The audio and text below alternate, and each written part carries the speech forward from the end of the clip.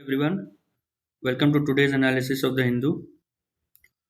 आज का हेडलाइन है नो डिमांड फॉर, ये वही न्यूज़ है कि अब जो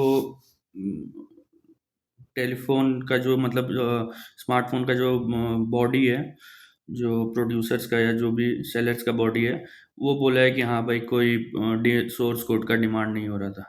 पहले आया कि हाँ मांग रहे हैं, फिर इस बॉडी ने बोला कि यार क्यों मांग रहे हो, फिर गवर्नमेंट ने रिफ्यूट किया, अब ये भी बोल रहे हैं कि हाँ नहीं मांग रहे। ईरान सिग्नल्स एट एग्जीक्यूशंस, मतलब अब बोल रहे हैं कि जो प्रोटेस्टर्स को पकड़े गए हैं उनको एग्जीक्यूट किया जाएगा, मतलब उनको फांसी का फंदा दिया जाएगा।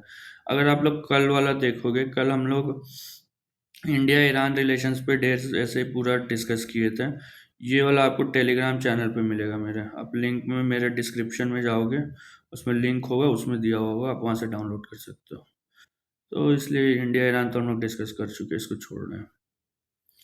यहाँ पे दिया हुआ है Kuki Zo council reiterates demand for union territory. ये जो कुकी जो काउंसिल है ये क्या है, ये बेसिकली एक ऐसा बॉडी है जो कुकी जो ट्राइबल लीडर्स ने मिलके बनाया है। ठीक है, ये 2000 अक्टूबर 2024 में बना है। ये जब रॉइट लगभग ख़त्म हो गया या मतलब एंड स्टेज में था, तब इन लोगों ने बनाया था मिलके। फिर इनका फोकस है वेलफेयर ऑफ कुकीज़ो कम्युनिटी और हेडक्वार्टर है चूराचंदपुर, मणिपुर में। पूरा चूराचंदपुर डिस्ट्रिक्ट है। ये बहुत मतलब वायलेंस से बहुत ज़्यादा हिट हुआ था चूराचंदपुर डिस्ट्रिक्ट। और ये इसमें रिप्रेजेंटेटिव्स फ्रॉम वेरियस कुकीज़ो ट्राइब्स हैं। ये ट्राइब्स में भी जो इनका स्मॉलर बॉडीज़ रहते हैं या काउंसिल्स रहते हैं, उनके रिप्रेजेंटेटिव्स इसमें इस बॉडी में हैं। ये आप लोग ध्यान रखिएगा कि ये कोई कॉन्स्टिट्यूशनल या स्टैट्यूटरी बॉडी नहीं है, ना एग्जीक्यूटिव बॉडी है, एक्स्ट्रा कॉन्स्टिट्यूशनल बॉडी। ये एक रिप्रेजेंटेटिव बॉडी है लोगों का। तो ये यूपीएससी में भी पूछ दे कि कुकीज़ और काउंसिल के बारे में कि क्या है, कॉन्स्टिट्यूशनल स्टैट्यूटरी कुछ भी पूछ दे, तो ये चीज़ सबसे इंपॉर्टेंट है कि ये याद रखिएगा कि स्टैट्यूटरी या एक कॉन्स्टिट्यूशनल बॉडी नहीं है। ये लोगों ने बनाया है अपने रिप्रेजेंटेशन के लिए, और ये लोग मिलते हैं होम मिनिस्ट्री के ऑफिशियल से या होम मिनिस्टर से अपना डिमांड्स को रखने के लिए। फिर एडिटोरियल देखते हैं कि India is getting rid of an outdated data set for measuring inflation. ये अभी कुछ दिन पहले ही हम लोग डिस्कस किए थे इन्फ्लेशन, और ये सब तो हम लोग बहुत डिस्कस किए हैं, तो उसमें हम नहीं जा रहे हैं। बेसिकली इसका अभी जो होने वाला है कि जो नया बेस ईयर आ रहा है, this series will see the base year updated to 2024। अभी जो बेस ईयर है वो 11 आ रहा है, तो अब बोला जा रहा है आउटडेटेड हो गया है। उस समय का जो कंजम्पशन जो पैटर्न था वो भी चेंज हो गया है, तो उसके कारण नया वेट भी दिया जा रहा है, और वो बेस्ड होगा हाउस होल्ड कंजम्पशन एक्सपेंडिचर सर्वे 2023-24 पे। ये तो पॉइंट आप लोग याद रखिएगा कि 2024 इसका इसका अब वो होगा बेस ईयर, और जो बास्केट ऑफ गुड्स है वो हाउस होल्ड कंजम्पशन एक्सपेंडिचर सर्वे 2023-24 पे बेस्ड होगा। ये बास्केट ऑफ गुड्स क्या है कि जो किन चीज़ों का दाम को मेजर किया जाए, हर सामान को नहीं मेजर करता है इन्फ्लेशन, वो कुछ बास्केट ऑफ गुड्स होते हैं, फिर उन चीज़ों को वेट दिया जाता है, वेटेज दिया जाता है। जैसे अभी फॉर एग्जांपल जो फूड है वो लगभग 46% है उसका वेटेज, तो लगभग आधा जो इन्फ्लेशन इंडिया में काउंट होगा अभी के हिसाब से, वो लगभग फूड के ही प्राइस पे बेस्ड है। तो क्योंकि 50% वही है और वो बहुत ज़्यादा फ्लक्चुएट करता है, तो ये आप लोग ध्यान रखिएगा कि नया अब वो आने वाला है बेस ईयर, और हाउस होल्ड कंजम्पशन एक्सपेंडिचर सर्वे 2023-24 पे उसका बास्केट बेस्ड होगा। The great reckoning, Iran needs more freedom and quick reforms not another war. अब देखिए वो ट्रंप इनको डरा रहा है कि भाई तुम एग्जीक्यूट करोगे या जो भी करोगे, अगर एक्शन लोगे प्रोटेस्टर्स के खिलाफ तो हम कुछ कर देंगे। तो ये जो एडिटोरियल है इसमें बेसिकली लिखा हुआ है कि अभी दो प्रॉब्लम्स ईरान फेस कर रहा है, एक इंटरनल और एक एक्सटर्नल। और कोई भी प्रॉब्लम अगर सॉल्व करना है ईरान को, तो उसको इंटरनेशनल हेल्प का ज़रूरत है, उसको धमकी का ज़रूरत नहीं है। तो ये इस आर्टिकल में है। ये गौरव भाटिया हैं, ये अच्छा आर्टिकल लिखते हैं, लॉयर हैं। तो इन्होंने लिखा है कि the continued custody in Delhi riots case and injustice. तो बेसिकली इनका आर्ग्यूमेंट है कि जो उमर खालिद, शर्जील इमाम और ये लोग जो जेल में बंद है इतने साल से, ये गलत है। तो उसी का ये डिस्कस किए हैं कि daily riots larger conspiracy case. तो ये लेकिन इनका पर्सनल ओपिनियन है, जो सुप्रीम कोर्ट ने उनको बेल डिनाई किया है वो सुप्रीम कोर्ट का अपना डिसीजन है। An exploration of India's mineral diplomacy, इसमें कुछ नहीं है, जो अभी हम लोग बात करते रहे हैं critical minerals, rare earth elements, उसी में इंडिया क्या कर रहा है या क्या करना चाहिए। अब उसमें देखिए एक अलग अलग कंट्रीज़ के बारे में बात करते हैं, इंडिया, ऑस्ट्रेलिया, फिर जापान, फिर अफ्रीकन नेशंस, उसके बाद फिर कहीं मिडिल ईस्ट के बारे में, यूरोपियन यूनियन के बारे में, वेस्ट एशिया के बारे में, रशिया के बारे में, फिर लैटिन अमेरिका के बारे में। तो वही बस दिया हुआ है कि इंडिया कहाँ कहाँ क्या कर रहा है और अलग अलग कंट्रीज़ में क्या, और इसको आप लोग पढ़ लेना। ये काइंड ऑफ इम्पोर्टेंट आर्टिकल है, लेकिन हम इसको इसलिए ज़्यादा डिटेल में नहीं जा रहे क्योंकि हम लोग क्रिटिकल मिनरल्स और ये सब देख चुके हैं, आपको मेरे प्रीवियस वीडियोज़ में मिल जाएगा। तो और ये आते ही रहेगा, तो आगे डिस्कशन इस पे चलते ही रहेगा, अभी ये कहीं न्यूज़ से बाहर नहीं जा रहा। Why India needs a mentoring movement, अब ये आर्टिकल हम स्किप कर दिए थे, मेरे को नहीं लगा इम्पोर्टेंट है। Over 77% of Rajasthan illegal mining FIR filed in Aravalli district, ये क्या बेसिकली कि जिस डिस्ट्रिक्ट में अरावली है उसमें माइनिंग, ऑब्वियसली उसी में आएगा इलीगल माइनिंग का case. What is the Malayalam language bill 2025, इस पर हम लोग डिस्कस कर चुके हैं कि मलयालम को ऑफिशियल लैंग्वेज बनाया जा रहा है और स्कूल्स में फर्स्ट लैंग्वेज बनाया जा रहा है। तो जो लिंग्विस्टिक माइनॉरिटीज़ हैं उनको थोड़ा टेंशन हो रहा है, तो उन्हीं के रिप्रेजेंटेटिव्स वहाँ के गवर्नर से मिलने गए हैं, उसी के बारे में कुछ कुछ दिया हुआ है। What is futuristic marine and space biotechnology, ये फ्यूचरिस्टिक ये क्यों लिखा है मेरे को समझ में नहीं आ रहा है, क्योंकि वो मरीन एंड स्पेस बायोटेक्नोलॉजी अभी हम लोग उसको यूटिलाइज कर रहे हैं।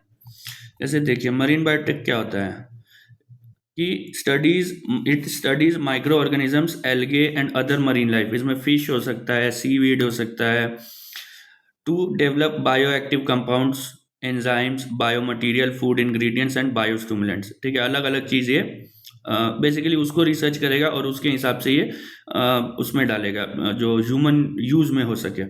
तो जैसे फार्मास्यूटिकल यूज़ हो सकता है, बायोफ्यूल्स में यूज़ हो सकता है, बायोप्लास्टिक्स बना सकते हैं, मरीन फार्मिंग कर सकते हैं फॉर फूड प्रोडक्शन। तो ये सब हमारा मरीन बायोटेक का यूजेज है। स्पेस बायोटेक क्या है, तो focuses on understanding how microbes, plants, human biological systems respond to microgravity and radiation. ये जब भी स्पेस का बात हो तो आप दो चीज़ याद रखिएगा, माइक्रोग्रेविटी एंड रेडिएशन। माइक्रोग्रेविटी क्यों, क्योंकि वहाँ पे ग्रेविटी नहीं है। रेडिएशन क्यों, क्योंकि वहाँ पे कोई एटमॉस्फेयर नहीं है, कोई रेडिएशन को रोकने के लिए हमारे पास बैरियर नहीं है, वो रेडिएशन होगा ही। इसमें क्या क्या यूज़ हो सकता है, तो फूड इन स्पेस, कैसा खाना वहाँ के लिए ठीक है, माइक्रोग्रेविटी में कुछ खा रहे हो तो कैसा खाना खाओ। मेडिसिन, वहाँ पे अगर कोई बीमार पड़ता है, कुछ भी होता है तो मेडिसिन कैसा होना चाहिए। Life support system, adapting to life to space, designing bio materials for space, ये सब स्पेस बायोटेक का यूज़ है। तो एक यूज़ हो गया मरीन बायोटेक का और एक यूज़ हो गया स्पेस बायोटेक का। इस आर्टिकल में फिर कुछ कुछ और दिया हुआ है कि why does India need them, where does India stand today, कहाँ है, where are other country, what are other countries doing, what country. तो इसमें जैसे कुछ मिशंस दिया हुआ है, blue economy agenda, deep ocean mission, bio E3, तो ये सब इंडिया कर रहा है अपना। मेन आप ये याद रखिए, इससे अगर पूछता भी है ना यूपीएससी प्री में, तो ये मेरे हिसाब से वन वर्ड एसोसिएशन पूछेगा या एक दो यूजेस पूछेगा, उसके अलावा ज़्यादा डेप्थ में नहीं जाएगा ये यूपीएससी इस टॉपिक पे। हम मेंस पे पूछेगा तो उसमें आप वो भी पूछ सकता है कि ये क्या है, फिर उसका यूजेस क्या है, फिर इंडिया उसमें क्या कर रहा है, चैलेंजेस क्या है, वे फॉरवर्ड क्या है। मेंस के लिए फिर वो अलग उसमें अप्रोच हो जाएगा। हु पे starting salaries of over 2 crore, ये बेसिकली कुछ आईआईटीज के जो ग्रेजुएट्स हैं उनको 2 करोड़ का पैकेज मिल रहा है, तो उसी पे एक आर्टिकल आ गया है। Jaishankar speaks to Iranian foreign minister, governor wants Meitei Kuki Zo groups against flouting pact, pact हुआ है ना, शांति चल रहा है वहाँ। Government appoints new chiefs for BSF, ITBP, NIA, ये अपॉइंटमेंट्स कमेटी होता है कैबिनेट का। इसमें अभी तो दो ही लोग हैं, एक पीएम है और एक होम मिनिस्टर है। तो ये लोग मिलकर डिसाइड करते हैं कि जो हायर पोस्ट्स हैं उस पे उसका अपॉइंटमेंट कैसे होगा। 29 माओइस्ट, देखिए माओइज्म पक्का न्यूज़ में है बहुत ज़्यादा, और मे भी पूछे इस बार, और आपको हम दिखाए भी हैं PYQ कि पूछते रहता है हर बार, हर 1-2 साल में। इस बार लगता है 25 में भी पूछा है, शायद 26 में पूछ दे। तो उसका नोट्स भी है मेरे टेलीग्राम चैनल पे, आप लोग देख सकते हो।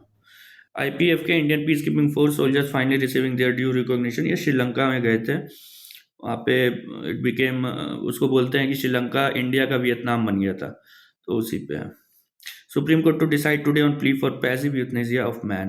देखिए पैसिव वो एक केस है जिसमें एक मतलब एक बंदा है जो 4th फ्लोर से गिर गए थे और वो चले गए थे वेजिटेटिव स्टेट में, तो उनको पैसिव यूथनेसिया हो कि नहीं, तो पैसिव यूथनेसिया पे डिस्कस करते हैं, इंपॉर्टेंट टॉपिक है ये, पॉलिटी के लिए भी इंपॉर्टेंट टॉपिक है और पेपर 4 के लिए भी इंपॉर्टेंट टॉपिक है। पैसिव यूथनेसिया क्या है? द विड्रॉल और विदहोल्डिंग ऑफ लाइफ सपोर्ट और medical treatment when a patient is terminally ill and has no realistic chance of recovery allowing death to occur naturally. मतलब वो उस स्टेज में है ना कि वो मशीन पे जिंदा है, फॉर एग्जाम्पल वो वेंटिलेटर पे है, वो वेंटिलेटर हटाओगे तो हिल डाई, या वो ऐसा कुछ सिस्टम लगा हुआ है उसका, अलग अलग मशीन लगे हुए हैं, जब तक वो मशीन चल रहे हैं तब तक वो बंदा जिंदा है, और जैसे ही उसको हटाओगे, वो सपोर्ट हटाओगे तो वो डेथ हो जाएगा उसका, तो उसको बोलते हैं पैसिव यूथनेसिया।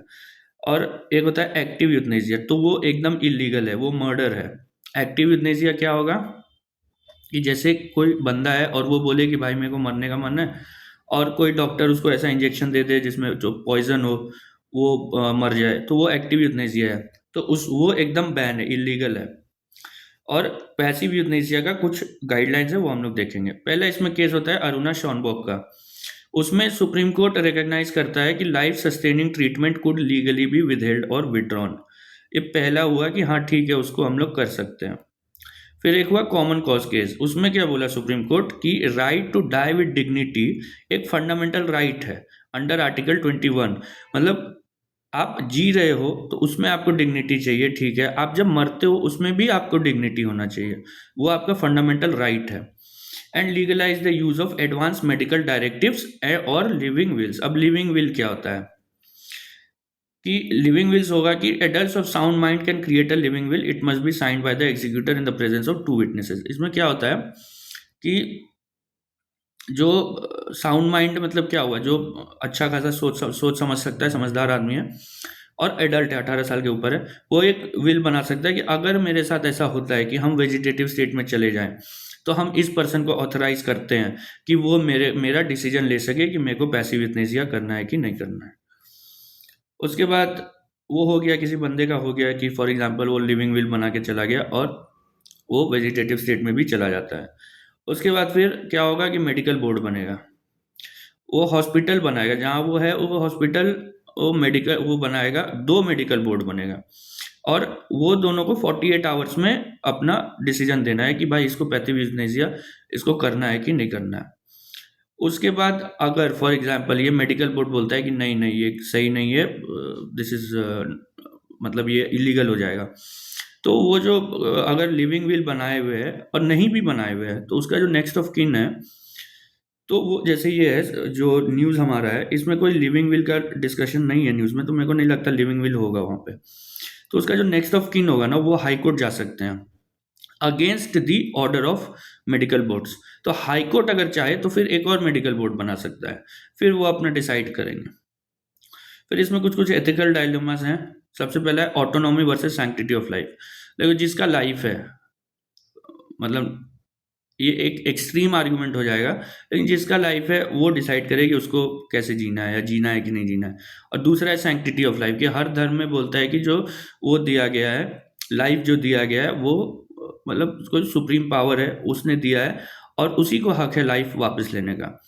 तो ऑटोनॉमी और सैंक्टिटी ऑफ लाइफ के बीच में एक डायलेमा है। दूसरा है कि हिपोक्रेटिक ओथ है, डू नो हार्म। ये डॉक्टर्स को ये ओथ दिलाया जाता है कि आप किसी का वो नहीं करोगे, मतलब आप किसी को डिस्क्रिमिनेट नहीं करोगे और आप किसी का नुकसान नहीं करोगे अपने मेडिकल इसमें। तो अब ये उसका ऑपोजिट है ना, कि वो बोल रहे हैं लाइफ बचाना है तुमको, और यहाँ पे तुम उसको लाइफ ले रहे हो, तो ये एक डायलेमा है। दूसरा है quality of life versus preservation of life. अभी ये क्या है कि क्वालिटी ऑफ लाइफ होना चाहिए भाई, वो ना बोल सकता, जैसे ये जो केस है सुप्रीम कोर्ट में जो भी गया है, वो बंदा सुन नहीं सकता, बोल नहीं सकता, किसी को रिकॉग्नाइज नहीं कर सकता, खा नहीं सकता, वो पाइप से है वो, तो उसका क्वालिटी ऑफ लाइफ क्या है। दूसरा फिर है प्रिजर्वेशन ऑफ लाइफ, वही बात हो जाएगा कि भाई life is a gift of nature, लेकिन ये कहाँ तक गिफ्ट ऑफ नेचर है जब वो एंजॉय ही नहीं कर सके। तो ये कुछ एथिकल डायलेमास हम लिखे हैं कि ये ध्यान में रखिएगा, एथिक्स में अगर पूछ दे तो वो ऐसे ही पूछेगा what are the ethical dilemmas. और डायलेमा जब पूछता है तो डायलेमा मतलब वो दो चीज़ों में पूछता है, तो आपको याद रखना है कि उसको आपको ए वर्सेस बी के फॉर्म में लिखना है। फिर Maharashtra civic bodies, discussion on influential personalities, CPC delegation, और उसके अलावा तो यूजीसी एक नया रूल लाया है कास्ट डिस्क्रिमिनेशन के खिलाफ। अब तो यूजीसी खुद ही खत्म होने वाला है। ये जो नर्सेस को जो नीपा वायरस हुआ था उसमें से वो क्रिटिकल हो गई है, एक कोमा में चली गई है। NGT issues notice to 3 states over water contamination, वो अभी हम लोग देख रहे थे, सब बीमार पड़ रहे हैं। तो इस पर एक पीवाई क्यू है, वो अभी डिस्कस कर लेते हैं क्योंकि वो आज का एक ही पीवाई क्यू है। तो एनजीटी में सवाल आया था 2018 में कि NGT is different from Central Pollution Control Board. क्यों? क्योंकि लिखा हुआ है, ऑप्शन है, the NGT has been established by an act whereas the CPCB has been created by an executive order of the government. ये statement गलत है, क्योंकि जो सीपीसीबी है वो खुद भी एक एक्ट है, वाटर एक्ट, तो उसके अंडर इसको क्रिएट किया गया था, तो ये वाला गलत है। The NGT provides environmental justice and helps reduce the burden of litigation in higher courts, whereas the CPCB promotes cleanliness of streams, wells, and aims to improve the quality of air in the country. ये वाला एकदम सही है statement, तो इसका answer हो जाएगा B only. उसके आगे बढ़ते हैं। अब देखिए ये क्या बोल रहा है कि नीट पीजी में 18,000 सीट्स वेकेंट है, तो उसमें कुछ कैटेगरीज में जो परसेंटाइल जो भी रिक्वायर्ड होता है, जो भी, वो ज़ीरो कर दिया गया है। तो अब वो क्या ही मतलब, निगेटिव भी है अगर आपका, तो आपका एडमिशन हो जाएगा। इन्फोसिस का Q3 net, global unemployment rate at to remain at historically low level, ILO बोल रहा है। और वर्ल्ड बैंक अपना जो प्रोजेक्शन है इंडिया के जीडीपी ग्रोथ का, वो 7.2 कर दिया। अभी हम लोग देखे थे कि कोई 7.4, 7.2, 7.2 ऐसा चल रहा है, प्रोजेक्शन ही आते रहता है, उसमें कोई टेंशन का बात नहीं है। फिर ये वाला न्यूज़ देखिए, scientists urge to rethink smoking and signals in topological physics. देखिए बेसिकली आर्गुमेंट क्या है ना इस आर्टिकल का, कि बहुत बार जो आपको लगता है कि हाँ मेरे को अपना रिजल्ट मिल गया, वो रिजल्ट होता नहीं है। वो जब दूसरे साइंटिस्ट उसकी चीज़ को फिर से ट्राई करते हैं, तो वो पाते हैं कि वो तो गलती से वो रिजल्ट आ गया। जैसे एक एग्जांपल दिया हुआ है कि उसमें कुछ सुपर कंडक्टर है, हाँ सुपर कंडक्टर बनाना था रूम टेम्परेचर पे, तो वो एक रिसर्चर ने बोला कि भाई मैंने बना दिया।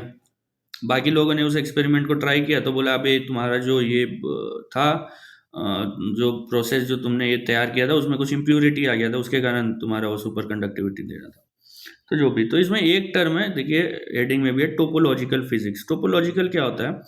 टोपोलॉजिकल मटेरियल्स वो होते हैं जो अगर आप उनको डिफॉर्म कर दीजिएगा, तो भी उनका जो कैरेक्टरिस्टिक है ना, जैसे अगर वो इंसुलेटर है या वो कंडक्टर है, तो वो अपने फिजिकल प्रॉपर्टी को लूज नहीं करते हैं। वो अगर उनको डिफॉर्म भी हो जाएंगे, जैसे फॉर एग्जांपल आप कॉपर वायर को काट दीजिए, तो वो फिर ख़त्म वो नहीं करेगा, जो कंडक्टिविटी है उसका ख़त्म हो जाएगा। लेकिन टोपोलॉजिकल मटेरियल्स में ऐसा नहीं होता है। दूसरा आपको एक चीज़ ध्यान रखना है कि ये जो टोपोलॉजिकल मटेरियल होता है, ये यूज़ होता है क्वांटम फिजिक्स में। क्यों यूज़ होता है? क्योंकि क्वांटम मैकेनिक्स में क्या होता है कि जो कोहेरेंस है, मतलब आप अगर क्वांटम स्टेट में पहुंच गए हैं, तो उसमें अगर हल्का सा भी नॉइज़ बोलते हैं एक्सटर्नल डिस्टर्बेंस को, टेम्परेचर ऊपर नीचे हो जाए या हवा आ जाए या कुछ भी हो जाए, मतलब जो आपको कुछ भी इधर उधर हो जाए, टेम्परेचर, प्रेशर, कुछ भी ऊपर नीचे हो जाए, तो वो डिकोहेरेंस हो जाता है, मतलब वो अपना इस क्वांटम स्टेट को लूज कर देता है। तो टोपोलॉजिकल मटेरियल्स में क्या ये है ना कि वो बहुत स्टेबल होते हैं, वो अपना स्टेट लूज नहीं करते हैं, जो भी स्टेट है उनका। तो इसलिए वो क्वांटम कंप्यूटिंग, क्वांटम मैकेनिक्स हर जगह बहुत ज़्यादा यूजफुल है। इसमें फिर आप अगर पढ़िएगा तो एक आएगा मेजोराना पार्टिकल्स, एक माइक्रोसॉफ्ट का आया भी था मेजोराना नोड 1, वो उस पर सवाल भी था 2025 में। तो ये एक तरह का टोपोलॉजिकल पार्टिकल है। तो इतना बस आप याद रखिएगा कि मेजोराना पार्टिकल क्या होता है, तो एक क्वांटम मटेरियल टाइप है। टोपोलॉजिकल वो क्या है, तो मटेरियल या पार्टिकल क्या है, तो वो ऐसा चीज़ है जो अपना स्टेट लूज नहीं करता, बहुत स्टेबल होता है, और उसका यूज़ होता है क्वांटम मैकेनिक्स में यूज़ हो रहा है, मतलब क्वांटम कंप्यूटिंग में भी यूज़ होगा। इतना आप याद रखिए, इतना मेरे हिसाब से काफ़ी होना चाहिए इस आर्टिकल में।